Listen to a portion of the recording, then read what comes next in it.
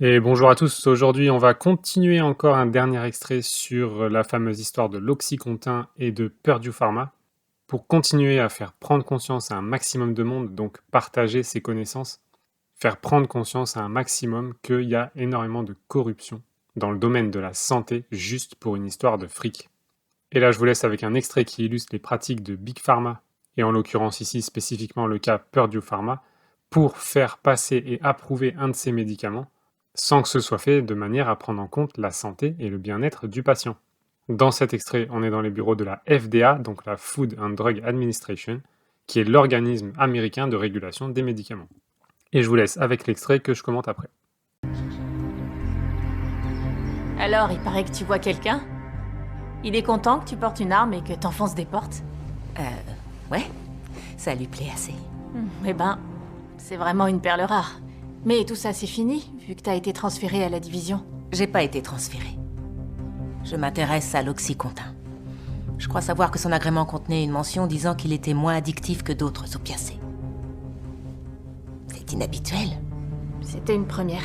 Comment c'est arrivé? La formulation de l'agrément ou son approbation? L'approbation. C'était standard? Curtis a dû un peu batailler. Curtis? Curtis Wright, l'expert médical du service qui a validé l'agrément. Sur quoi il a un peu bataillé? Sur le fait d'ajouter une mention pour le différencier des autres narcotiques de classe 2. Pourquoi ça a été fait? Je connais pas les détails. Je sais seulement que ça a eu du mal à passer. Un truc à me dire sur le processus d'approbation? Y a-t-il eu une sorte de discussion ou de débat interne sur la formulation de l'agrément? Non, mais des divergences d'opinion. Certaines personnes ne croyaient pas que Purdue avait prouvé l'exactitude de ses dires. Est-ce qu'il y avait des études qui montraient que c'était moins addictif? Ces études n'ont pas été réalisées. Quoi? Et pour quelle raison? Purdue a accepté une attribution de classe 2, ce qui veut dire qu'ils reconnaissaient que leurs produits pouvaient faire l'objet d'abus, donc ils ont affirmé qu'il n'y avait pas besoin de tests pour ce qu'ils avaient déjà fait valoir. Donc, si j'ai bien tout compris là, la FDA approuve une telle mention inédite parce que Purdue affirme que ça crée peu de dépendance. Exact. Ils ont dit que grâce au système de libération prolongée de l'Oxycontin, ils devaient avoir une classification spéciale. Et Curtis Wright les a crus sur parole. Madame Mols ne peut pas répondre à la place de Monsieur Wright. Vous avez parlé à Curtis? On voulait avoir plus d'infos avant. C'est toujours lui, l'expert médical? Vous n'êtes pas au courant. Et moins de 2 ans plus tard, après la mise sur le marché, Curtis Wright démissionne de la Et FDA. devinez où il a atterri ensuite? Vous allez pas me dire que... Il a été embauché par Purdue Pharma, en tant que directeur des affaires médicales. Donc la FDA accorde un agrément inhabituel qui s'avère entièrement faux et le gars qui l'a approuvé va travailler pour l'entreprise qui s'est fait des milliards grâce à cet agrément. Ouais, c'est exact, monsieur. On aimerait ouvrir une enquête sur Curtis Wright. Oui, vous devriez.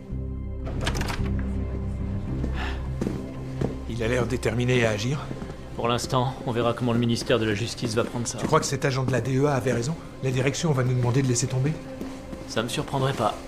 Attends-moi en bas, j'arrive. Alors déjà dans cet extrait, je trouve que la dame qui joue la personne de la FDA joue vraiment bien son rôle parce qu'on sent qu'elle ose à peine dire ce qui est dissible, qu'elle est très précautionneuse sur les mots qu'elle utilise et sur le choix de ses réponses, et qu'on sent qu'elle sait qu'il n'y a rien qui tourne rond, mais pour autant, elle est là et elle fait son travail. Et ce qu'on voit aussi, c'est qu'en gros, en jouant avec des chiffres ou en mettant simplement des médicaments ou des molécules dans des cases spécifiques, ils peuvent passer à travers de certains process. Comme on l'a vu aussi dans un précédent extrait, la FDA n'a plus de personnel et n'est pas en mesure de vérifier tout ça. Donc dès qu'une société pharmaceutique est assez grosse pour rincer, acheter ou corrompre des employés, c'est extrêmement simple pour elle. Ensuite, on voit que quand elle est interviewée par les deux gars, elle a même un avocat dans la salle pour lui éviter de dire certaines choses, pour dire à quel point elle marche sur des œufs. Et enfin, quand on apprend le nom de l'expert médical, Curtis Wright, qu'est-ce qu'on apprend? Que finalement, après avoir approuvé l'Oxycontin, donc le médicament de Purdue Pharma sur le marché, il se retrouve quelques mois plus tard à travailler pour Purdue Pharma. Si là, il n'y a pas un conflit d'intérêts, faut qu'on me dise ce que c'est. Donc, en gros, ça sent la corruption à plein nez. Le mec a été acheté, probablement à un salaire énorme pour pas faire grand-chose, à la seule condition qu'il approuve ce putain de médicament. On n'a pas vraiment les détails de comment ça a été mis en place, mais en tout cas, ils avaient le bras assez long pour que ce mec lâche du lest, accepte ce médicament, le valide, parce que de toute façon, peu importe son salaire, ça va leur rapporter tellement de milliards que ça fait aucune différence. Et à la fin, donc, on les voit dans le bureau d'un politique qui a quand même du pouvoir dans la ville où ils sont, dans l'état où ils sont, et qui lui ose accepter qu'une enquête soit menée. Bon, on verra ensuite qu'ils vont se faire bloquer par d'autres pouvoirs politiques, mais comme il y a des gens pourris partout, il y a aussi des gens bien partout, et heureusement, toutes ces enquêtes ont produit des résultats, puisque aujourd'hui, Purdue Pharma a dû se déclarer en faillite pour arrêter toute cette supercherie. Voilà, donc tout ça pour vous montrer encore un extrait de ce qui se passe dans la vie réelle. C'est une série, mais c'est un cas réel sur lequel je me suis bien documenté. Et tout ça, ça permet de mettre en lumière et surtout de bien prendre conscience de ce qui se passe en arrière-plan dans les compagnies pharmaceutiques et comment elles arrivent à nous foutre n'importe quoi dans le sang, dans l'estomac, dans le corps, juste pour gagner du fric. Donc prenez-en conscience, faites gaffe à vous, vérifiez, optez en priorité pour des remèdes alternatifs où on n'essaie pas de vous vendre des saloperies chimiques, et prenez soin de vous, moi je vous retrouve sur le suivant.